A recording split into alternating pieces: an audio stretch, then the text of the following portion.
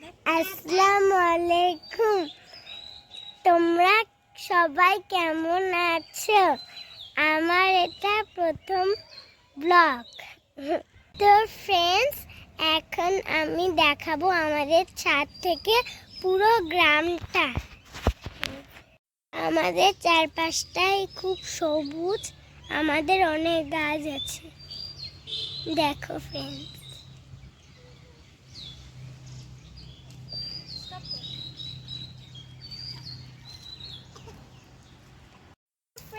দেখো আমাদের কলা গাছ, দেখো কত বড় বড় কলা পাতা, এখানে কলা হয়।